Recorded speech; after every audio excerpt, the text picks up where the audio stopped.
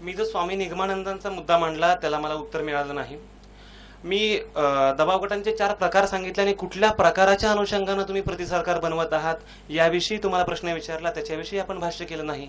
म्हणजे आपण केवळ अंशतः मला मान्य आहे, अंशतः मला मान्य नाही, म्हणजे नेमकं आपल्याला ठामपणे काय म्हणायचं आहे, निश्चितपणे काय मांडायचं आहे याच्याविषयी जर आपला भ्रम असेल तर मला वाटतं आपण व्यासपीठावरून इतरांना काही भाष्य करू नये असं मला निश्चितपणे वाटतं. कारण प्रतिसरकाराची संकल्पना आम्ही सांगितली, प्रतिसरकारच्या अनुषंगानं काय काय गोष्टी असल्या म्हणजे त्याला प्रतिसरकार म्हणता येईल. प्रतिसरकारची आपण व्याख्याच वेगळी बदलली तरी हरकत नाही, त्या व्याख्येच्या अनुषंगाने जरी आपण प्रयत्न केला, म्हणजे मी जे तुम्हाला अरुणा रॉयचं उदाहरण सांगितलं ज्याच्यामुळे माहितीच्या अधिकारासारखा कायदा आला, त्या कायद्याच्या अनुषंगाने आपण भाष्य करत नाही आहात. त्याच्यामध्ये सुद्धा काही त्रुटी आहेत, परंतु माहितीचा अधिकारासारखा कायदा हा अत्यंत प्रभावी असा कायदा आहे. हा कायदा जेव्हा इथे अस्तित्वात येतो तेव्हा खरोखरच दबाव गट हे खरोखरच या लोकशाहीला मारक आहेत का याचा पुनर्विचार मला वाटतं आपण करावा.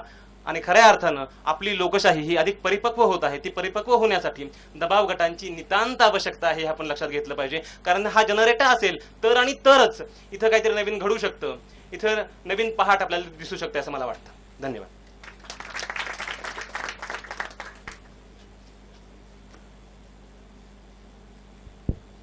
3:16 मला प्रश्न पहिल्यांदा विचारायचा आहे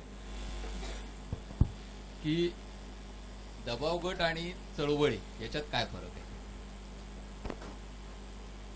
चळवळी आणि दबाव गट याच्यामध्ये मुख्यतः फरक असा आहे की जेव्हा या मागण्या प्रभावीपणे मांडल्या जातात आणि जेव्हा त्याला समाजाची अधिमान्यता लाभते, म्हणजे आपण जर पाहिलं की आसाम जनपरिषदेमध्ये जेव्हा प्रफुल्ल महंत हे विद्यार्थी होते आणि त्याच्यानंतर त्यांनी सरकारमध्ये प्रवेश केला तर सुरुवातीला ती चळवळ होती आणि चळवळीच्या नंतर दबाव गटामध्ये रूपांतर झालं.